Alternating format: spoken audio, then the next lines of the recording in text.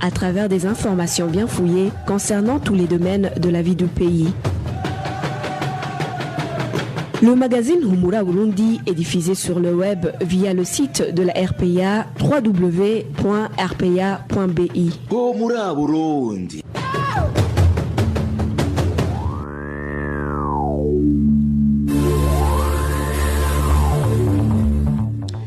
Nous sommes le 29 avril 2020 sur le plateau de la RPA. Bonsoir et bienvenue chers auditeurs au magazine Humura Burundi dont voici les principales articulations. Troisième journée de la campagne électorale au Burundi. Une campagne entachée de bavures et teintée de discours sinon messages d'agression et de provocation comme vous allez le suivre dans ce journal. Le travertissement de la vérité par la CVR est décrié par plusieurs voix à l'occasion de cet triste anniversaire du 29 avril 1972 qui a sommé le début des massacres des Burundais, toutes ethnies confondues. Les détenus de la prison de Ruyigi demandent la levée de la mesure d'interdiction des visites prise dans le cadre de la lutte contre le Covid-19. Et voilà pour le sommaire. À la présentation, vous êtes avec Trésor Nyongabo et Steve Nyongeko assure la mise en onde.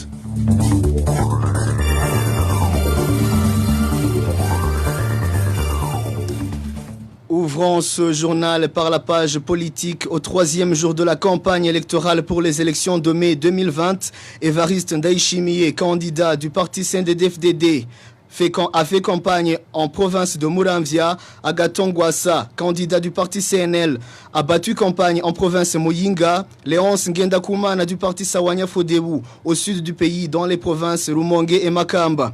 Le candidat indépendant Francis Rohero et Gaston Sindimo de l'Uprona ont visité la province Bubanza. La coalition Kira Burundi est quant à elle a été quant à elle présente dans les provinces Rumonge, Bururi, Rutana et Mwaro. La campagne électorale du CNDD-FDD est teintée des messages agressifs et provocateurs. Au troisième jour de la campagne au stade royal de Muramvya, une femme pasteur s'en prend au président rwandais et américain, à l'Union européenne en particulier et à la communauté internationale en général. Le président Pierre Nkurunziza et Évariste Ndayishimiye, candidat du CNDD-FDD, étaient sur place. Les détails avec Emmanuel Nyongeko. Après l'installation des hautes autorités qui ont rehaussé de leur présence les cérémonies de la campagne, des représentants des confessions religieuses se sont succédés pour prier et bénir la campagne de ce troisième jour. À son tour, une femme pasteur parmi ces représentants des églises a entonné une chanson pour annoncer sa prière. Selon elle, Dieu a sauvé le Burundi malgré la volonté des présidents rwandais et américains. Il a sauvé le Burundi malgré la mauvaise volonté des États-Unis et il a fait au grand jour en présence de Kagame. Il a sauvé le Burundi malgré la mauvaise volonté de Kagame. Dans une longue prière, la femme pasteur a remercié Dieu pour le coronavirus qui a confiné ce qu'elle appelle les détracteurs du CNDD-FDD et a demandé à Dieu de lever ce confinement après la victoire du CNDD-FDD et de protéger le Burundi et les membres du CNDD-FDD contre le président rwandais, les États-Unis et l'Union européenne. Seigneur, tu as vu que cela était mérité. Nos détracteurs, tu les as confinés dans leur maison, tandis que tu nous as envoyés aux élections. Protège les Burundais, protège les membres du CNDD-FDD, que personne n'ose nous affronter, que nos détracteurs restent confinés dans leur maison pour se réveiller après nos élections. Protège-nous contre Kagame, protège-nous contre les États-Unis et ses armes lourdes. Que dans toutes ces réunions sur le Burundi, les membres de l'Union européenne ne s'entendent pas. Parmi les hautes autorités qui ont fait le déplacement pour soutenir Évariste Ndayishimiye dans cette campagne figurent le président burundais Pierre Nkurunziza, le président du Sénat Révérien Ndikuriyo, plusieurs ministres et les membres du cercle des sages du parti CNDD-FDD. Merci Emmanuel Niyungeko pour ce reportage. Les Burundais devraient s'atteler aux travaux de développement et ne pas être distraits par cette période électorale. C'est du moins les propos d'Agathon Rwasa pendant la campagne électorale du parti CNL en commune Giterani de la province Muyinga. Agathon Rwasa conseille les forces de l'ordre à arrêter de s'ingérer dans les affaires politiques. Suivez plutôt Agathon Rwasa, le président du parti CNL. Si vous faites confiance en moi, je vous promets que les droits de l'homme seront bien respectés. Ne pensez pas que votre développement viendra des choses gratuites. Il faut travailler et le capital c'est vos mains. Par exemple, tu es un enseignant et tu passes toute la nuit en faisant des rondes nocturnes. Tu crois que tu seras à l'aise pour enseigner le lendemain. Il y a des forces de l'ordre pour assurer la sécurité. Ce n'est pas un travail pour des civils. Mais j'ai également pitié pour ces agents de force de l'ordre. Ils perçoivent un salaire très bas. Certes, ils ne sont pas les seuls à percevoir un salaire très bas. Même ces enseignants dont je vous disais tout à l'heure, ils vont dans ces mauvaises pratiques pour voir s'ils peuvent avoir de quoi se nourrir. J'aimerais vous dire que la solution à ces problèmes n'est pas celle-là, mais plutôt il faut chercher à expliquer le problème aux autorités. Autre chose, il ne faut pas que les forces de l'ordre se mêlent à la politique. J'ai été sidéré là où je suis passé. J'ai vu des policiers que je connais personnellement vêtus de tenues au symbole du parti au pouvoir. Et vous les forces de l'ordre, la loi burundaise ne vous permet pas de se mêler à la politique. Faites votre travail et laissez-nous les histoires de politique. Agathon Rwasa a été repris en français par notre confrère Éloge Divin Remesha.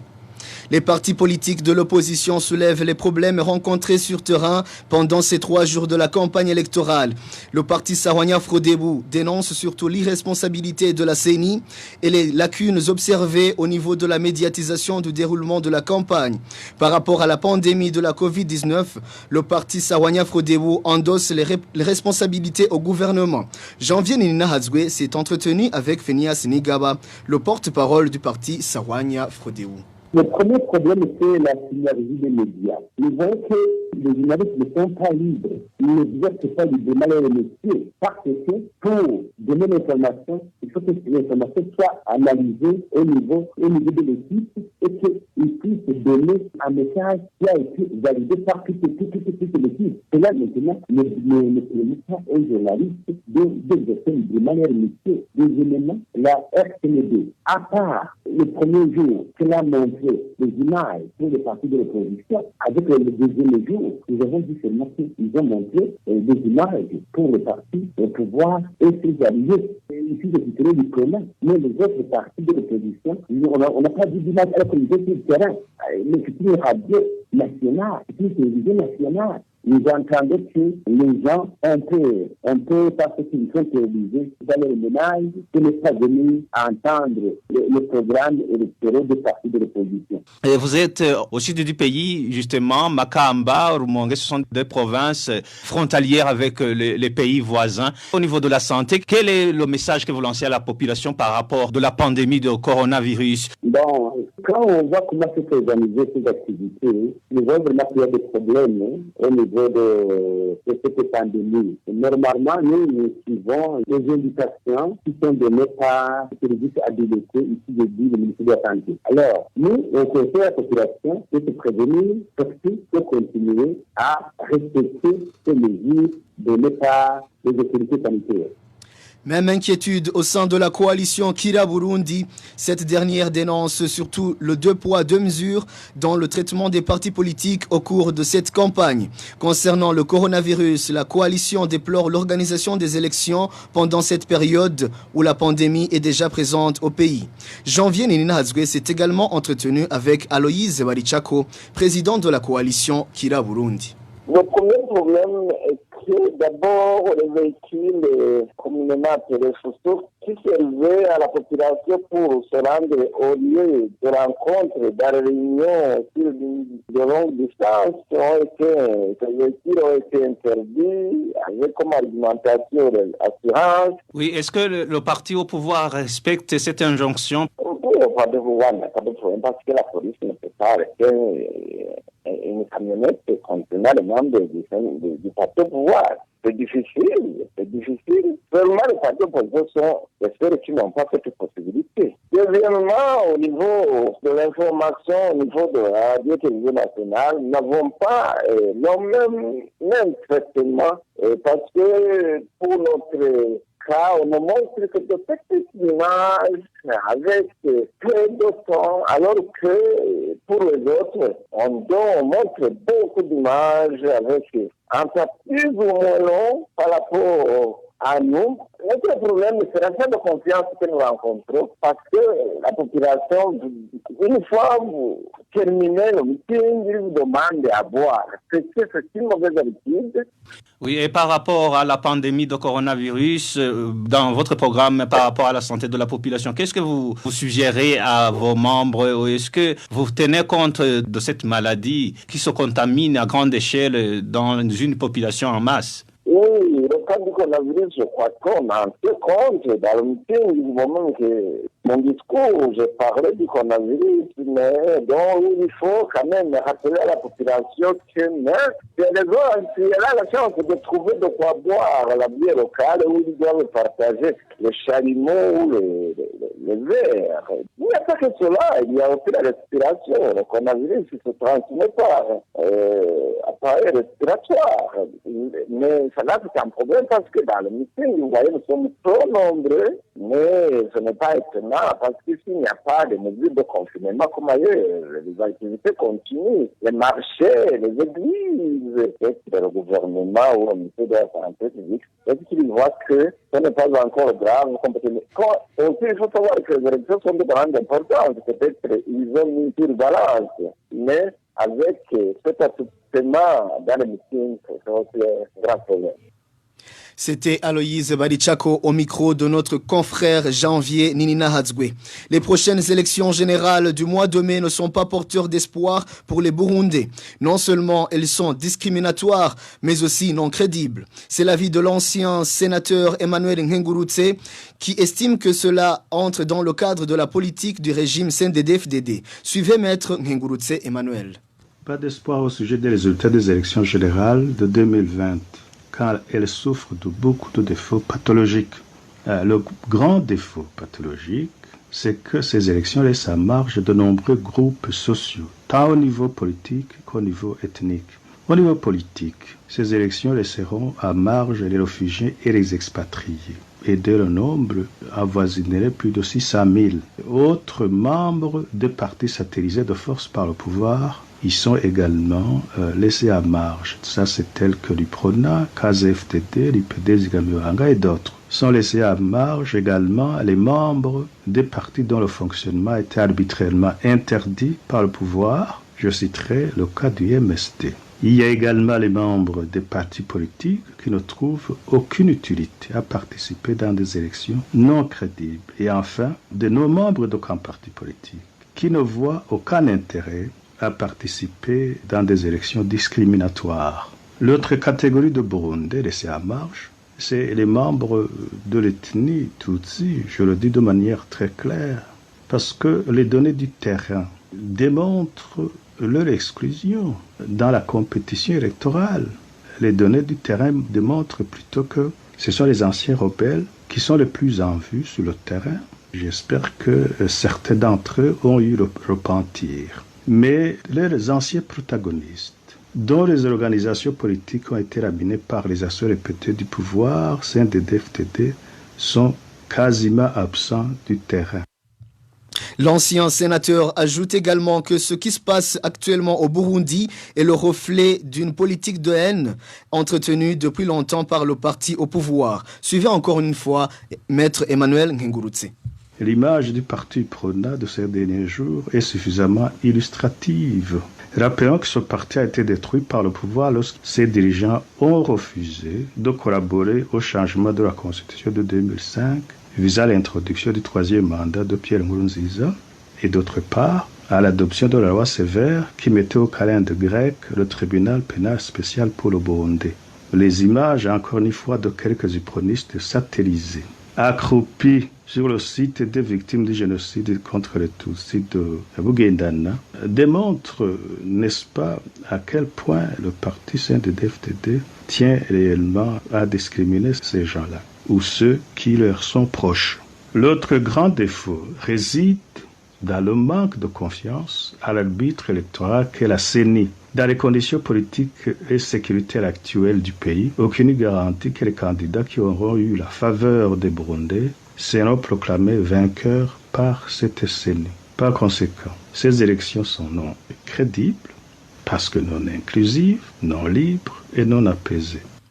Cette déclaration intervient 2 jours après le lancement de la campagne électorale. Toujours en page politique, à propos justement de cette campagne électorale, aujourd'hui nous débuterons une série de reportages sur les projets de société des différents candidats. Aujourd'hui, on vous parlera des grandes lignes qui contient celui du président Domitien Ndayizeye qui concourt pour le compte de la coalition Kira Burundi. Josiane Mouzanez. Ce projet de société de la coalition Kira Burundi est subdivisé en 3 parties. La première partie concerne l'économie et le développement du pays. Cette coalition envisage, entre autres, mettre en avant le développement du secteur de l'agriculture et de l'élevage et redresser le secteur de l'urbanisme tout en mettant un accent particulier sur la protection de l'environnement. Dans ce volet, le secteur minier a également une place de choix, sans oublier les secteurs téicoles et autres cultures industrielles. La coalition envisage également revoir à la baisse les dépenses de l'État, y compris les salaires des dignitaires et au cadre de l'État. Un autre point évoqué est l'action récursoire pour décourager les malversations et autres injustices commises par certaines autorités administratives et judiciaires. La deuxième partie de ce projet de loi concerne le social. Dans ce secteur, la coalition Kira Burundi envisage mettre en avant le dialogue avec les représentants des syndicats pour voir comment améliorer les salaires. Pour ce qui est des indemnités octroyées aux fonctionnaires à la retraite, la dite coalition promet de faire en sorte que chaque retraité touche au moins 70% de son salaire. L'autre promesse faite est celui de réduire le taux de chômage de 67 à 10%. La troisième et dernière partie de ce projet de société présenté par la coalition Kira Burundi concerne le volet politique. Ici, cette coalition représentée par le président Domitien Ndayizeye compte rétablir un état de droit, une justice pour tous, équitable et indépendante, encourager la CVR à œuvrer pour la réconciliation en mettant à nu sans aucun penchant tous les crimes commis et leurs auteurs, afin que justice soit faite. L'autre point présenté dans ce projet concerne les forces de l'ordre et de sécurité. Cette coalition promet d'œuvrer pour que ces institutions soient apolitiques pour éviter d'être instrumentalisées dans l'avenir. Merci aussi à notre consoeur Josiane Mouzanez. Une courte pause et poursuivons avec ce journal. Retrouvez les différentes productions de la RPA sur Facebook, YouTube, Twitter et sur www.rpa.bi. Page droit de l'homme à présent. 3 personnes de la province Changuzo ont été enlevées la nuit de ce mardi par des personnes en tenue policière. Les familles des victimes de cet enlèvement indiquent qu'elles ne savent pas encore où se trouvent les leurs. Les détails avec Balthazar Miburu. Ces personnes enlevées sont connues sous le nom d'Arcade Butoyi, alias Manyema, enseignant à l'école fondamentale de Bunyerere en commune Gisagara et président du syndicat des enseignants STEB en province Changuzo. Alawi Nyonguru, tous natifs de la province Changuzo. L'autre est une personne qui avait rendu visite à Alawi Nyonguru. Selon notre source au chef-lieu de la province Changuzo, Arcade Butoyi et Alawi Nyonguru rentraient de la commune Kigamba de cette province de Changuzo. Ils s'y étaient rendus pour la préparation de leur équipement de sonorisation qui avait été loué par le parti CNR pour sa campagne électorale. Arrivés au chef-lieu de la province, Arcade et Alaoui ont contacté la personne qui avait visité Alaoui pour qu'elle les rejoigne dans un bistrot appelé Kukayaga. Quelques minutes après, ils ont vu des véhicules de type Hilux, puis des personnes non identifiées en tenue policier ont pris de force le téléphone de ces 3 personnes, puis elles ont embarqué. Certains habitants du chef-lieu de la province Changuzo indiquent qu'Arcade Butoyi subissait depuis longtemps des menaces de la part du député Anglebert Ngedabanga, un élu du parti au pouvoir CNDD-FDD en province Changuzo et Désiré Njiji, gouverneur de cette province. Notre source révèle également que le véhicule dans lequel on a embarqué ces personnes a pris la direction de la réserve naturelle de Ruvubu. Jusqu'à présent, leurs familles ne savent où les leurs ont été amenés. La rédaction de la RPA a essayé de joindre Désiré Njiji, le gouverneur de la province de Changuzo, et Pierre Mourikié, le porte-parole de la police. Mais en vain. Merci aussi à Balthazar Miwouro pour ce reportage. Le porte-parole de la police burundaise reconnaît l'enlèvement de ces 3 personnes à Changuzo, mais que seuls 2 d'entre eux ont déjà été identifiés. Pierre Mourikié dit que le forfait a été commis par un groupe de criminels non encore identifiés. Dans une conférence de presse, il a précisé que les enquêtes sont en cours pour pouvoir identifier la 3e victime de cet enlèvement ainsi que l'identification de cette bande de criminels. Lors de la commémoration de la 48e anniversaire des événements de 1972, c'était le 25 avril à Gitega, le collectif des survivants et victimes de 72 avant et après ont demandé au président de la République de diligenter des enquêtes qui permettraient de reconnaître les événements de 1972 comme un génocide contre les Hutus. Monsieur Justin Nzosaba de l'église méthodiste unie du Burundi, un des orphelins de 1972 et vice-président du collectif, a également réclamé à ce que la journée du 29 avril soit décrétée comme jour férié et payé. Je vous propose d'écouter Monsieur Justin Nzoisaba. Lui avons demandé de mettre en place une commission spéciale de justice. Cette commission pourrait mener des enquêtes et montrer que le massacre de 72 contre les Hutus a été un génocide. S'il trouve que ces massacres devraient être appelés génocides, qu'ils soient reconnus ainsi au niveau national comme au niveau international. Que la journée du 29 avril soit décrétée jour férié pour permettre aux Burundais d'avoir le temps de se souvenir de leurs chers disparus. Encourager la CNTB et la CVR de travailler d'arrache-pied pour permettre aux victimes de ces massacres d'être indemnisées. Dans ce sens, on a demandé à ce que les restes de nos disparus soient conservés dans un monument ou alors dans un mémorial au lieu d'être enterrés. De son côté, l'association AC Génocide Chirimoso Section Canada sollicite le concours des sages burundais pour faire connaître la réalité de ce qui s'est réellement passé en 1972. Selon Emmanuel Nkurunziza, président de cette section, la communauté internationale devrait jouer le rôle de facilitation. Le premier objectif de notre message, c'était d'observer le devoir de mémoire. Parce qu'aujourd'hui, dans une date commémorative, il fallait d'abord rappeler aux Burundais et à la communauté internationale que nous nous inclinons devant la mémoire des disparus, surtout qu'il y a des disparus innocents, notamment les dossiers des victimes d'un génocide planifié, exécuté par l'organisation OU. Donc, nous sommes également souvenus des Hutus qui ont péri d'abord parce que tués par les génocidaires du mouvement OU, parce que les Hutus-là avaient refusé de rejoindre le mouvement génocidaire, mais également nous nous inclinons devant la mémoire des Hutus qui ont péri par faute, par exemple, par erreur, lors de la répression de ce fléau. Le deuxième message, c'était d'inviter les survivants d'abord et les autres témoins qui ont connu 1972, de sortir de leur gond et de partager leurs expériences, leurs vécus, et de ce fait, ils auront, nous aussi qu'ils contribuent à faire éclater la lumière et ainsi mettre fin à la campagne de négation orchestrée et exécutée par le pouvoir du CNDD-FDD par le biais de sa CVR partisane qui a justement passé des journées à déterrer des restes humains déclarant qu'il ne s'agit que de seuls Hutus, alors que, comme nous disions tantôt, ce qui est connu, ce qui est advenu, c'était un plan d'extermination de ce type, même si nous reconnaissons que dans la foulée, il y a justement des citoyens, dont des autres de tout, qui sont morts dans ces événements sanglants-là.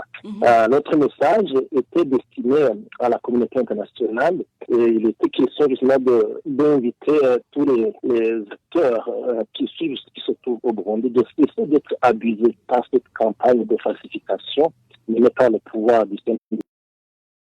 Notre message, c'est d'abord d'inviter les Burundais à faire éclater la vérité, parce que c'est la vérité et c'est la vérité qui sauve, c'est la vérité qui mène à la justice. À la même occasion, le parti MSD appelle le peuple burundais à faire une introspection personnelle et collective sur la tragédie de 1972 qui a emporté des milliers d'innocents au Burundi. Dans un communiqué rendu public ce mardi en l'occasion de la 48e commémoration de ces atrocités, le parti MSD déplore l'attitude de la Commission Vérité et Réconciliation qui veut travertir la vérité en montrant que seule l'ethnie Hutu a été victime de ces actes abominables. Maître François Nyamoya est le secrétaire général du parti MSD. Effectivement, on se souvient de l'année 72, une année triste, marquée par des meurtres et d'autres atrocités qui ont commencé dans le sud du pays contre les populations Tutsi et qui ont été suivis par des assassinats massifs horribles contre des citoyens innocents Hutus, en particulier des intellectuels ou qui étaient perçus comme tels. Donc ce malheur qui a frappé le Burundi a marqué vraiment de façon indélébile jusqu'à ce jour le peuple burundais. Mais l'accord d'Arusha est venu donner un espoir de penser les blessures causées par cette tragédie. Et cet espoir n'a pas été atteint par les efforts de Pierre Nkurunziza de ressusciter les démons de la haine comme on l'a vu, parce que chaque fois il caressait constamment la fibre de la vengeance Hutu et stigmatisant la culpabilité collective des Tutsis. Même la gestion de cette mémoire blessée de 72 par ce qu'on appelle la Commission Vérité et Réconciliation, qui n'en est pas une, présidée par M. Ndaïchalié, en est une parfaite illustration. Une noble démarche de retrouver les corps des victimes de 72 pour leur donner une sépulture digne dans un processus de recueillement national a été transformée par Ndaïchalié en manifestation mobile,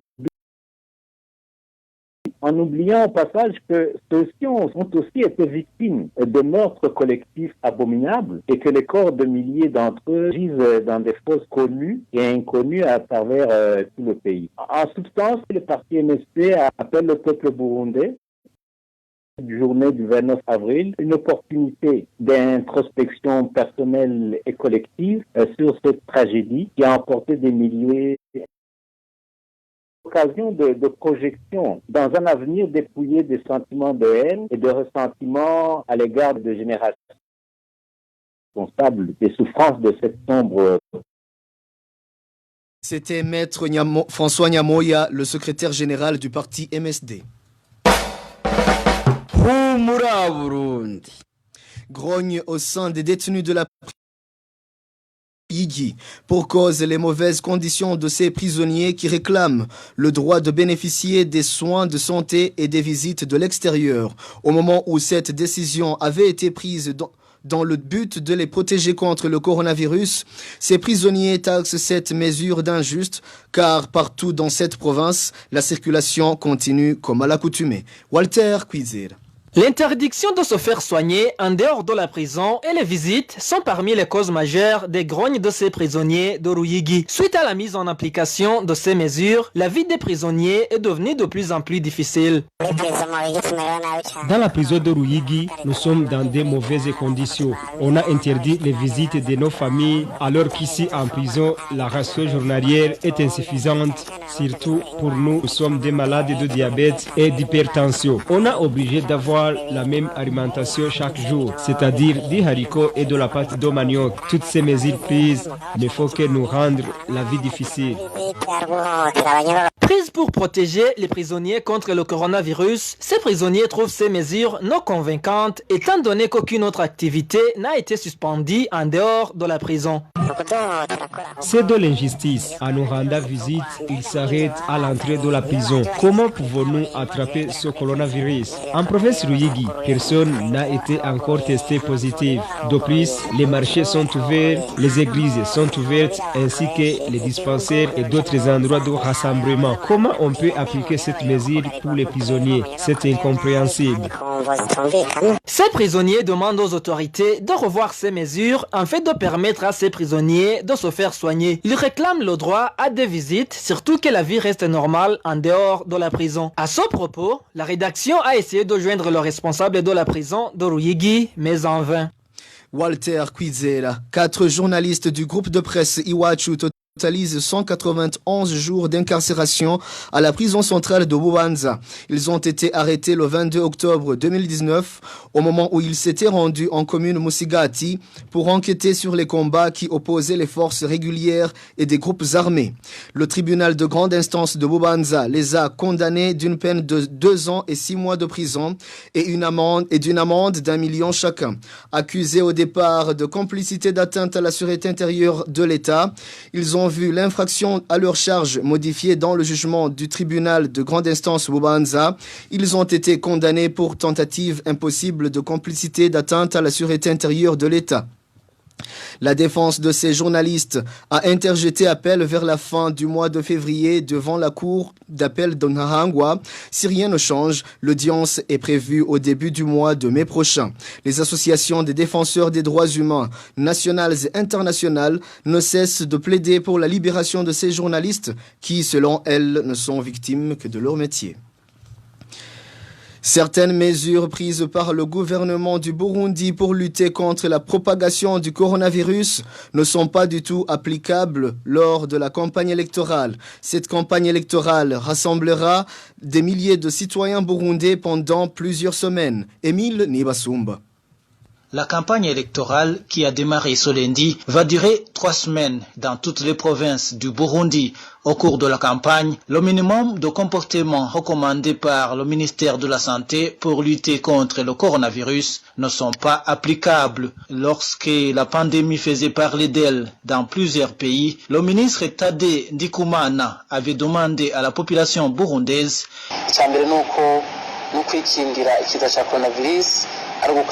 de se laver régulièrement les mains avec du savon, éviter de se serrer les mains et les embrassades. Il avait également demandé à la population d'éviter de cracher en public ou d'éternuer sur des gens.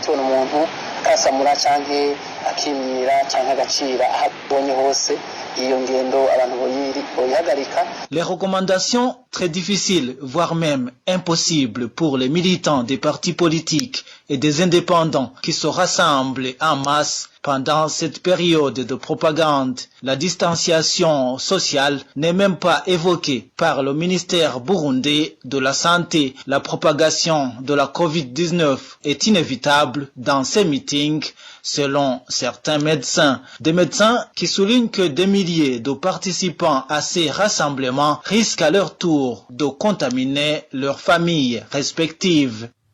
Merci à Émile Nibasumba. La Tanzanie, pays frontalier avec le Burundi, a battu le record de la sous-région avec la déclaration de 196 nouveaux cas de coronavirus, ce qui porte à 480 le nombre de personnes atteintes par cette maladie dans ce pays.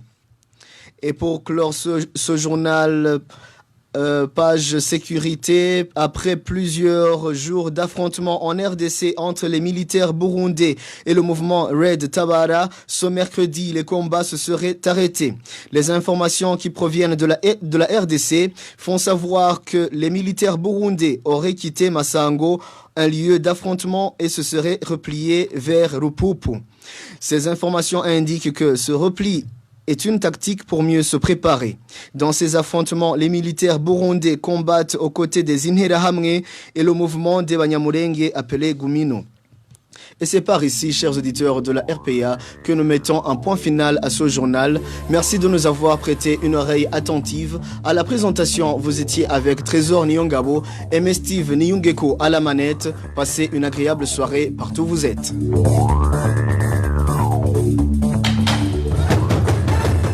C'était le magazine Humura Burundi.